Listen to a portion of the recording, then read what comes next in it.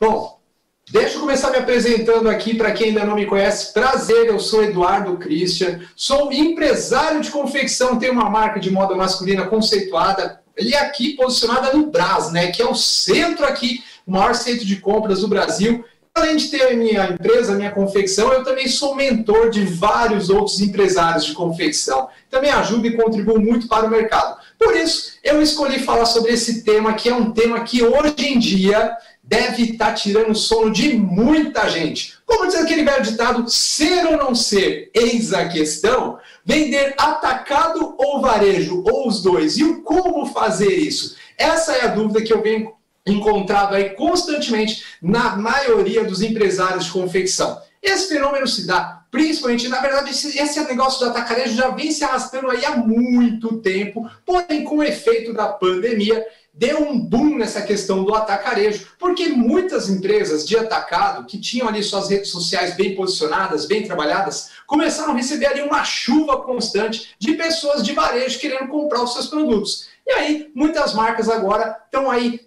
se deparando aí com essa questão. E agora? Se eu tenho um atacado, e aí eu vou abrir o meu varejo, e como que eu faço isso para não prejudicar os clientes que eu tenho hoje? E o como poder fazer para conciliar as duas coisas ao mesmo tempo? Para poder ali criar uma sinergia, para poder rolar um flow entre poder vender no atacado e também no varejo. Afinal de contas, esse mercado nosso está mudando constantemente, mudando rápido demais e venda é venda, cliente é cliente. Porém, nem sempre essa regra se aplica em todos os modelos de confecção. Então, eu já começo dizendo aqui para vocês uma coisa.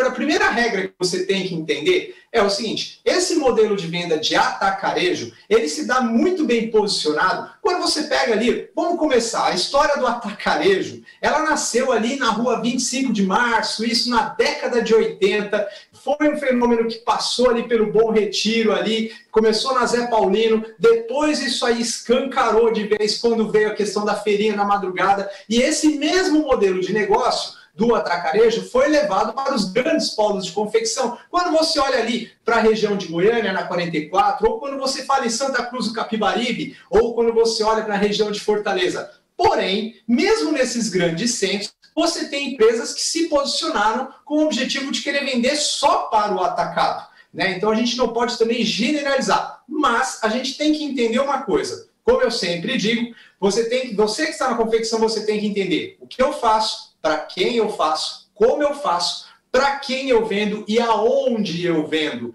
Porque esses 5 pilares juntos dão um direcionamento para nós e colocam a gente ali num caminho mais correto de quem somos nós dentro do mercado da confecção. Porque confecção, gente, não é tudo igual. Eu falo sempre uma regra que é o seguinte: o resultado final é a roupa. Porém, cada um tem o seu jeito de fazer e, principalmente, cada um tem o seu jeito de vender. E aí eu coloquei aqui algumas coisas para pontuar para vocês, de forma rápida, clara e objetiva, para ajudar você a enxergar e entender o como que você pode aí fazer para trabalhar sim no atacado e no varejo, fazendo as pazes aí com os dois lados, né, digamos assim, para você não perder venda e para você ali ter o seu posicionamento de marca no mercado e para você ter ali uma fluidez no mercado.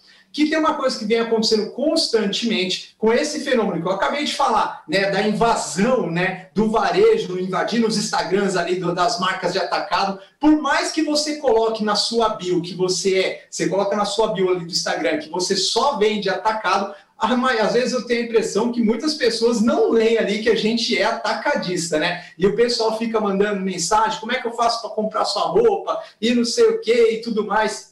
E aí, o que aconteceu no período pandêmico, né? Naquela fase que a gente estava ali no lockdown e tudo mais? Muitas empresas sofreram uma chuva ali de mensagens, de directs e pessoas querendo comprar. E aí, acabou que ali, o seu vendedor chegou uma hora que ele não sabia mais se ele estava atendendo, quem ele estava atendendo. E muitas vezes você acabou perdendo muita venda. Teve muitas marcas ali que acabaram sofrendo várias reclamações, um Reclame Aqui e outras fontes também, porque era uma chuva de mensagens e aí o vendedor não dava conta de ficar filtrando todo mundo, respondendo todo mundo, e isso virou ali uma salada mista. E aí eu coloquei aqui alguns pontos para ajudar a gente na tomada de decisão.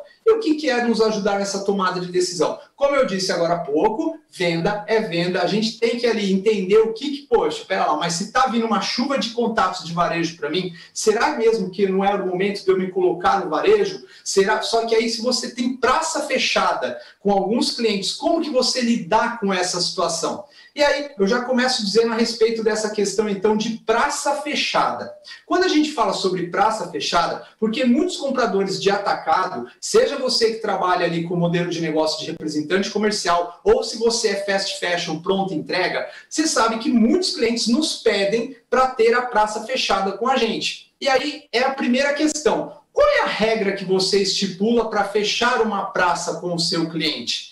Então, quando a gente pede ali um cliente que chega para fechar a praça com a gente, ele tem que ter, pega caneta e papel aí que eu vou dar dicas aqui muito importantes, não só que são essas ferramentas que eu uso na minha marca, mas também são ferramentas que vários conhecidos meus do mercado da confecção adotaram a mesma prática, tá? E quais são os critérios que a gente coloca ali para fazer a praça fechada? Por mais que fale assim, Eduardo, vamos fazer um contrato com os clientes para manter a praça fechada e tal, não sei o que tem. Eu sempre falo o seguinte, cara, essa questão de contrato, às vezes, quanto mais a gente quer burocratizar, pior fica, porque você acaba colocando meio que o cliente ali numa berlinda. Então a gente buscou ali formas mais, digamos assim, singelas, mais educadas, tal, de fazer um acordo de praça fechada para você poder manter a sua praça ali com o seu cliente. E quais foram as regras, no caso, que eu adotei e que eu vejo esse mesmo modelo de negócio sendo adotado por várias marcas e várias confecções do Brasil inteiro? Algumas regras bem simples. Primeira regra que a gente coloca, questão de prazo de compra. Como assim prazo de compra, Eduardo? Por exemplo, se eu tenho um cliente que fica mais de 3 meses, vou citar um exemplo de como eu faço, eu sou fast fashion e como é o modelo que vários colegas meus também vêm aplicando. Quando nós somos fast fashion, o cliente que ele tem a praça fechada conosco, ele tem que manter ali um hábito de compra constante com a gente. Então, se ele passar ali de 3, 4 meses sem comprar, naturalmente ele já perde o direito de praça fechada. Então, a primeira regra que a gente coloca é a regra de que a pessoa tem que ter ali uma compra frequente conosco. Ela tem que ter uma compra frequente com a gente para poder manter a praça dela ativa. A segunda regra que nós colocamos é a regra de você ter ali um valor estipulado. Só que a gente sabe que não tem como eu manter um valor, muitas vezes assim, fixo, estipulado mensalmente. Então, o que nós fazemos? Nós estipulamos ali uma regra de acordo com o tamanho da cidade. Vou citar um exemplo aqui numa cidade ali, vamos supor ali, de 100 mil habitantes, por exemplo. Poxa, a gente sabe que não é uma cidade assim, que tem um potencial comercial, a gente analisa sempre a questão seguinte, qual é o tamanho da cidade, qual é o potencial comercial daquela cidade e nós colocamos o quê? Um limite de compra para ele anual. Então, ele tem que manter aquele limite de compra anual. E por que a gente estipula esse limite ano? Porque muitas vezes, se eu colocar um limite mês para ele, nós sabemos das questões de sazonalidade, né? Porque tem mês que vende muito, tem mês que vende menos, tem mês que vende mais ou menos. Então, a gente colocou regra ali. Numa cidade de 100 mil habitantes, hoje nós trabalhamos ali com uma média para você poder manter a praça fechada. Eu particularmente, no meu caso, pelo meu ticket médio e tudo mais, a gente coloca um valor ali de 30 mil reais. Para ele poder manter a praça dele e lembrando que se ele ficar 3 meses sem comprar, ele perde a praça e a gente, óbvio, vai buscar um outro cliente naquela praça já que a nossa marca já está conhecida lá. Aí vem uma outra questão, e se a cidade for muito grande, Eduardo? Se a cidade for muito grande, vamos citar o caso aqui de Campinas, no estado de São Paulo, uma cidade ali, se eu não me engano, ali com 2 milhões de habitantes, nós estipulamos, quando o cliente tem uma loja numa determinada região, a gente coloca uma quilometragem para ele. Então, você não pode ter, por exemplo, a gente coloca, se eu não me engano, são 8 quilômetros de distância de uma loja para outra. E por se tratar de uma cidade com 2 milhões de habitantes, é óbvio que o limite de compra desse cliente tem que ser muito maior. Então, nesse caso, nós colocamos aí limites que variam entre 70 e 100 mil reais, e óbvio que a gente não fecha uma cidade de 2 milhões de habitantes para um único cliente só. Se bem que, salve-se exceções, tá? Nós temos ali na cidade de Sorocaba uma rede de lojas, que é fechada a praça com essa rede. Mas quando se trata do assunto de ser uma rede de lojas dentro de uma cidade, que são 6 lojas Então ele consegue ter um volume de compras muito maior e uma frequência de compra também muito maior. Então a gente sempre estipula essas regras para poder ter a praça fechada. Aí vem uma questão.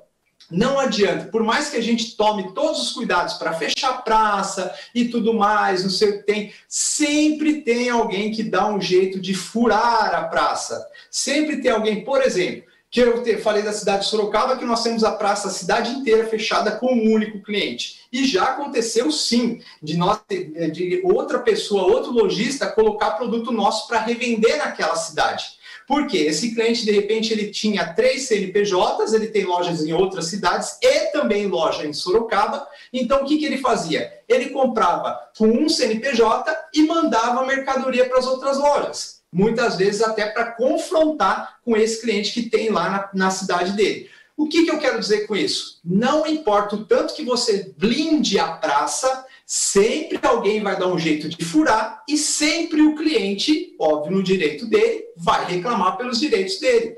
E aí eu te falo uma coisa, resolva um problema de cada vez. Não adianta a gente querer descabelar, não adianta a gente, meu Deus, mas como é que isso foi acontecer e tudo mais. Quando acontece algum caso desse, sempre falamos para o cliente, calma, que nós vamos verificar e vamos averiguar como que esse produto chegou aí. Porque realmente a gente tem um acordo de parceria e não é do nosso interesse perder vocês como cliente. Já aconteceu casos até de pessoas que compraram produtos nossos pela internet ou que foram fazer lá, como eu citei o exemplo aqui, comprou com CNPJ e colocou outro lá, ou comprou pela internet. Teve casos de pessoas que pegaram e printaram fotos do nosso Instagram e postaram nos Instagrams deles como se eles estivessem vendendo o nosso produto.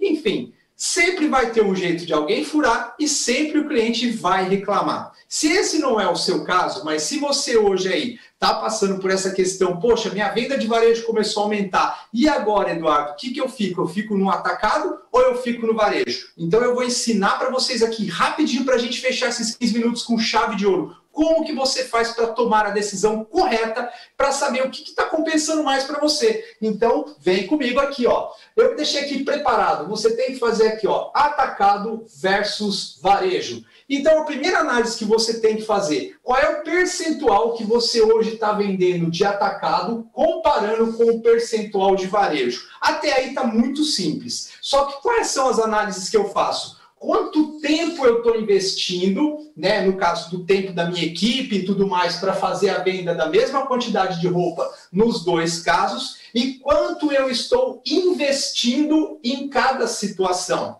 para eu saber tomar a decisão da melhor forma possível. Para quê? Para que eu não cometa nenhum erro, porque às vezes a gente acaba se empolgando, né, no sentido de falar assim, nossa, tá vindo um monte de gente de varejo e tá movimentando. Aí você vê o movimento, mas o que eu analiso? Eu analiso no final de tudo o quanto que está me sobrando de lucro. E aí, para você poder também não conflitar atacado e varejo, se você quer nadar também na praia do varejo, você pode e deve, como eu estou fazendo hoje, por isso que eu estou compartilhando aqui com você, nós entramos também no online, porém, o preço que eu tenho de atacado, eu coloco um markup de 2,5, que normalmente é o markup que o meu cliente vai aplicar também. Então, eu não faço uma concorrência desleal com o meu cliente. Não é porque eu sou fabricante que eu vou vender mais barato que ele. E por falar nisso, a minha venda do varejo aumentou mais de 300%.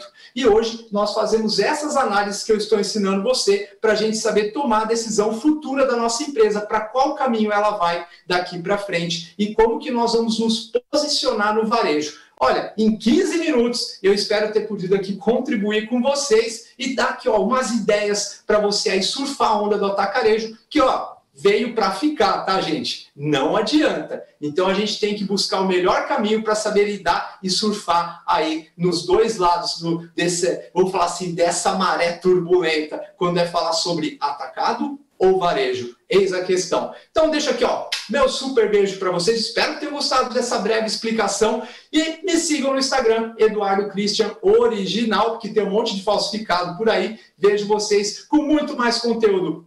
Beijo, Fox Summit, conte sempre comigo. Espero estar na próxima edição também, hein? Tchau!